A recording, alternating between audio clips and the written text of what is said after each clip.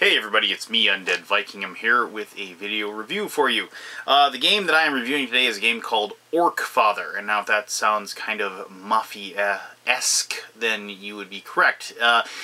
Orc Father is a team game, a competitive team game. You can play it with 2 people or what have you, but it works really, really well with 6 people or more, which is kind of a rarity, actually. The idea is that you have 2 teams of people sitting across from each other from a table. And each person they are members of a fantasy mafia, if you will. And each person will be given a fantasy role, like this barbarian here, or this dark elf here, or even perhaps this werewolf here. And each person gives one, and then they each have their own little abilities and what have you. And then you have 1, 2, 3, 4, up to 5. It handles up to 10 people. And each team will secretly pick one person to be their godfather, or Orc Father, if you will, that runs their family of fantasy-themed mafia. And it is the goal of the players to find out who that leader is and kill them. And if you can slay the other person's godfather, then you win the game. You can also win the game by running a certain number of like mafia-themed buildings as well, or fantasy mafia-themed buildings, if you will. But it seems to me that when we played it, the slaying the dude or dudette seemed to work a lot better than trying to control the buildings.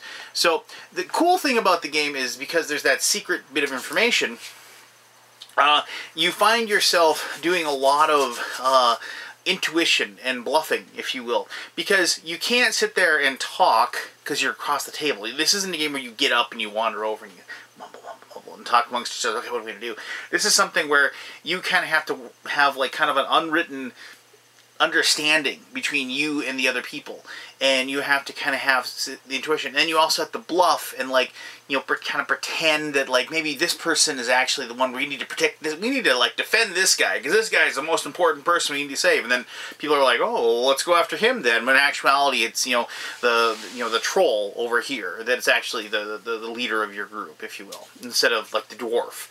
And so you have this, but you can't say that out loud. I mean, you have to kind of figure it out.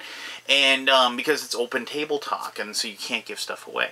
Now, you can hide actually the actions that you're taking, because you place a card down to take your action, and then you put tokens down to determine what you're doing and what have you.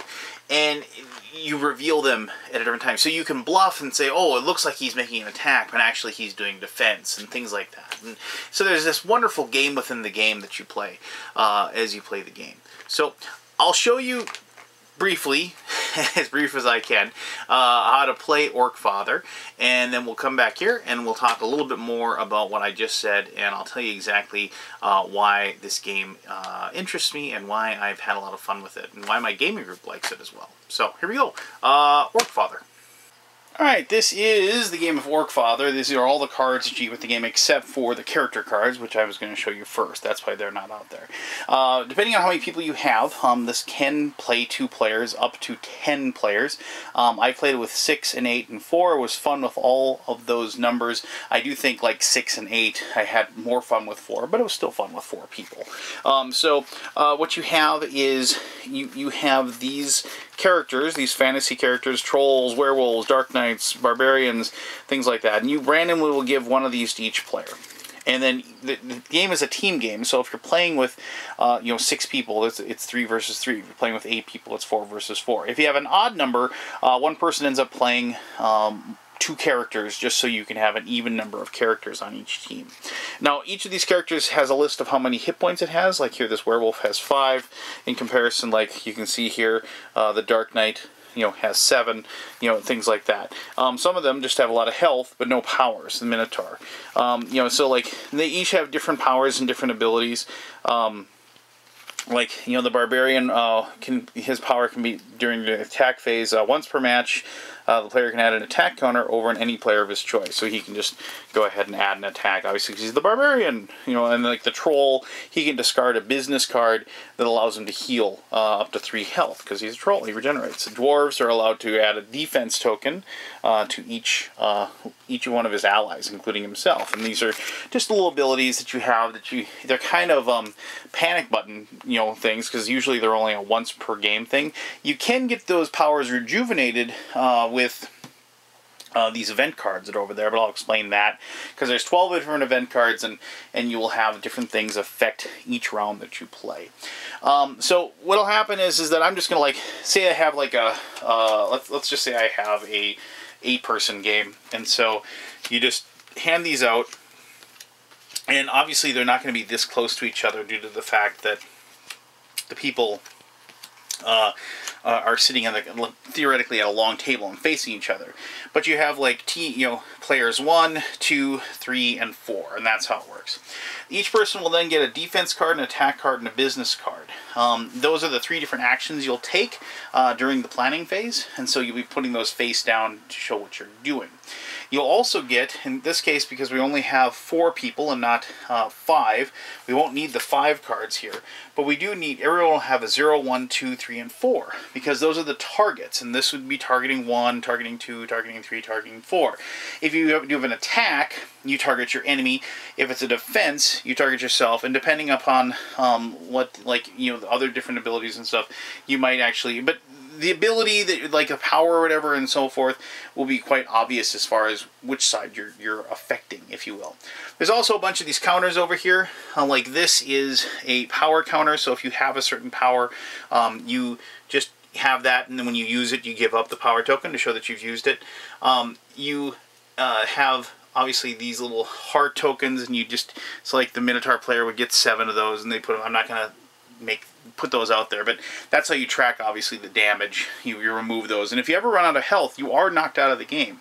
You know, because one of the ways to win the game is to kill the mafia leader, and you know, when you kill that mafia leader, then even if like one of the 4 people is killed, then they lose the game. But obviously, as you start killing off players, like, you start getting behind the 8 ball, so to speak, because of the fact that you don't have as many actions and what have you, and it can get very tough for you, obviously. So, now then, as I was saying, so each person gets one of those cards. Each person is going to get, you know, target cards. And then what happens is that you go into a round. Oh, and I should mention that this is the deck of the building cards. And building cards, business cards. And business cards will have weapons. And you know, this is a prototype, so it's just a shotgun. There's obviously probably going to be a picture of a shotgun there, but it's a weapon. And it says, when playing an attack action, if the target of your attack has not been the target of any defense action, you add an additional attack counter, so you can do more damage. And you play those obviously during those actions that they have. Some of these like aren't weapons. They're like, you know, medical kits to heal people and so forth. You know, sabotage, you can use that to ignore somebody else's business card if they have it. But some of these actually will be buildings. So like, here's a building called Medieval Guns. And you can play weapon cards upon an ally instead of yourself. If the ally already has a weapon, they must discard it. So when you get a building, you actually place it down next to your characters to show that, like, you're controlling that building. Buildings can never be discarded. And one of the other ways you can win is actually having your side control a certain number of buildings. And if there's 10 players, it's 6. If there's 8, it's 5. And if there's 6 players, there's 4. And so that's how you win. You can win that way too, without actually killing. So if you're behind and you can somehow get some building cards, you can still win the game, even if if they were down to like 2 players versus 4. If you can somehow control those buildings, you could still win the game without actually taking out your opponent. But anyway, so to play the game, you have a planning phase, and before you do the planning phase, you have to check the event card. And you look at the top event card, and this one says ending on it. So at the end of the planning phase, we will turn that card over, and it'll have some sort of effect on what we're doing. So what each person will do, and now remember, this is a game where you aren't able to talk to each other. You can't talk to your team and say, oh, do you think we should attack that guy? Should we get that guy? Should we gang up on that guy? This is a game where you have to remain quiet, and you have to kind of have intuition and figure out what you think your team is going to do, and you have to try to act in the best interests of your team, and hopefully, you know, they're following suit. So what you'll do is you'll pick one of those 3 cards, defense, attack, or business, and then you have to use 2 target cards. If you do an attack, you have to pick the person you're attacking, and then you pick a 0. Now, the reason why you have to pick 2 is because you're also picking 2 for defense. Because when you defend somebody, you can defend 2 of your allies. And when you defend, you can then either, if you defend one person, so like if like this person over here, like the Amazon, was doing a defend action and wanted to defend the female elf and the vampire, they would, when they did the defend action, they would add 2 defense tokens to each one. If they just wanted to defend one person, say the vampire, they would add 3 defense tokens to that person. So it's a difference between 4 or 3, but with the 2, you can it's divvied up with only 2. But if you really want to defend somebody, you can pick that one person and get 3 tokens on there. The added bonus is if you defend somebody and they get attacked, the person that gets attacked, the person that attacks the person with the defense, actually gets an attack token placed on them as well. And when you resolve, you total up the number of attack tokens are on each character compared to the defense tokens. And if there's more attack tokens than defense, you actually take damage. That's how you actually are able to take somebody out. So. And then that's the defense action. Now, obviously, if you defend one person, you would just pick 1 card and pick the 0. So you see 2 cards again. And with the business action, the business action, all you're doing is you're getting to draw a card off this business deck. But you still just pick 2 cards to kind of bluff and say, okay, well, you don't know exactly what I'm doing, but there we go. That's what I'm going to do. So after everybody's done with their planning, and everybody puts their cards face down, you turn the card over. This one is at the end, and so we see the event card is a raid, and to be played at the end of the planning phase. During the shift, defense counters cannot be assigned. Discard any defense counter placed. So people that would have defended this time, they've wasted their action. That's just one of those round things. And you can see here, the next card actually tells you it'll be played at the very beginning, and so that's something you can plan ahead.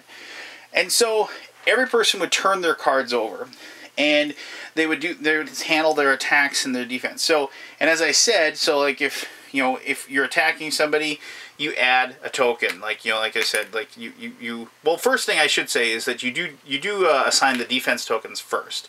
And so like if that Amazon had defended the vampire like so, you pick 3. You do that. And I should mention that the team leader is determined like in secret, and you write it down on a piece of paper and things, so you can't cheat. But if you're playing with your friends, why would they cheat anyway?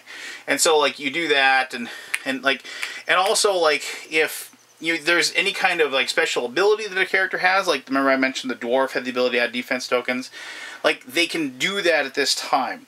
Depending upon what their action is, then that's when they can add those tokens or what have you. And so, like, you kind of do your defense or whatever, and then you would, once again, like I said, you would add, like the attack tokens for whatever reason. The attack tokens get placed, and and then also there's healing tokens as well that are assigned as well. That if there's certain actions that would actually heal players, you assign those as well. So then after all that's done, you then as I said, total up. Like here's like. I put 2 attack tokens with only 1 defense of the Minotaur, so you would assign a point of damage to them, and you go through that whole process. If any of them are killed, then they're removed from the game. After all that is said and done, if there was any healing tokens on people, then they would go into effect after. And you can't save somebody. If they died, they're dead. You can't save somebody. But the healing tokens would then go into effect. And you would then, take the damage off. I mean, you can play it either way. We usually just add the damage to the people and then take it off. It seems to work better than removing it. I don't like having stacks of counters next to my guys that you can knock over and whatever. And it's just easier to kind of see at sight. I'll be able to do that. So after all that is said and done, you determine what's going on. You determine, who took damage, who took not. If anybody, as I said, played a business card, for their action card, they would then, get to draw a business card. And so and here's like a disarm action, While you play the defense phase, as an additional effect, when you play this card, remove as many health counters from your character as you wish. For every health counter that you have removed, you can discard a weapon card from an enemy character. So you can take some damage, obviously, if you, obviously our way of playing the health intuitively doesn't work well with the card, but the way we play it. And you keep those secret. You can't show them to your teammates. You can't even tell them what it is or anything like that. But you can play it during those certain phases. And so you go through the whole process again. You take all the tokens off, like I said, collect your cards. You kind of figure out what you want to do, and then like this one, it says at the beginning of the planning phase, so you turn it over, and it's telephone tapping. And this is kind of neat. And to be played at the beginning of a planning phase, players can talk amongst themselves to arrange and during the planning phase, but the talk has to be allowed, so you can't like go in another room or whatever and discuss what you're going to do. But that's a rule that now all of a sudden you can talk what you're doing, but you obviously don't want to give anything away. You don't want the other people to hear it. It's like, well, we got to save that guy because he's our leader, and we got to make sure. Or you could maybe say that just to make, send them down a path that they, of poor choices, if you will. But that's how you play the game. You play it over each round, and then eventually people start dropping, and because they get killed. And even though there is some player elimination, the people that do get knocked out of the game, they don't really have to worry that much because the game is over fairly quickly. Especially if your team is losing people, they're probably going to lose. And then you determine which side of this fantasy mafia wins by slaying the other family. So. Alright, well, that's how you play Orc Father. Let me tell you exactly what I think about this game. Alright, there you go. That's how to play Orc Father. Or at least you should have a pretty good idea of how to play Orc Father. There's a lot more to it than what I just said, because I have trouble actually like explaining to you the deeper intricacies of the game. I mean, obviously, hopefully you can kind of see where some of the strategies come out. I mean, if you if you have to protect, obviously, your leader, and so defending them is important, but you can't outright, as I explained, you can't just like constantly have one person just defending that one guy constantly, because then everybody else is going to say, well, shoot, that's the guy we need to go for, and they're all just going to converge on that one person and attack them. So there's a lot of stuff going on with that. Now, if that was just the entire game, it probably wouldn't be that interesting, because you would just even out your attacks, and you would just, attack, and then just slowly whittle away until finally one person pushes the panic button, and then it kind of gives away what's going on. The game, kind of opens itself up a lot when you start putting those buildings in play and the special powers in play and the different actions that people have as far as the different races and what have you. And the events actually make a big, big deal with the game, because the fact that, well, I like the fact that the events actually say like beginning or ending. And so like what the next card is going to be, but you don't know exactly what the effect is going to be. And it actually adds to a lot to go, how the game progresses. Like the whole like mimes competition, where everybody you play at the beginning of the planning phase, and the players communicate, and then like by being a mime. That was horrible, but you know what I mean. So the players communicate by mime to arrange during the planning phase. All mimes must be seen by the enemies, so you can't do it secretly or stuff like that. Because normally the game is, as I said, played. You're not supposed to talk at all. You can't even like and there's a lot of these games coming out now. I mean, like Hanabi was the one that kind of made the big splash, but there's Bomb Squad that's coming out from TMG, and then there was another one, I can't remember it now. But I mean, it's like, you can't just look at it. It's like, well, are you going to check that? You're not allowed to do that. I mean, but until like the cards actually say that. And so there is a bit of infuriation that happens a little bit when like you're saddled with somebody who just what? Why are you doing that? And like your emotions will boil over a little bit and into the gameplay. But that's part of the fun of the game. And then part of the fun of this game has always been, and games like this, that interaction is that I'm not playing this with strangers. I'm playing this with people I've known for most of my life. And there's this like wonderful friendship that I have with all of my gaming group, that it just when one of us does either surprisingly well or not so surprisingly awful, there's this wonderful amusement that I get out of the game. And I like games that kind of showcase that interaction and friendship level that I have. So, I mean, I really recommend the game a lot. I mean, just if you like games with deduction and intuition, and you know, putting the blinker on going left, but you're really going right, you know, and being able to kind of get people to buy into the admittedly fairly silent story that you're telling, then yeah, I mean, you're gonna like that. I like games where I can exert my personal will or charisma upon the table and get things to change and get things to move, and I enjoy that aspect of games a great deal. So there you go. That's how you play Orc Father. If you have, and my thoughts on Orc Father. If you have any questions, by all means, please ask me those questions. I'd love to answer those to the best of my ability. And thank you, as always, for taking the time to watch this video. And until next time, you have yourself one awesome day. All right, bye-bye.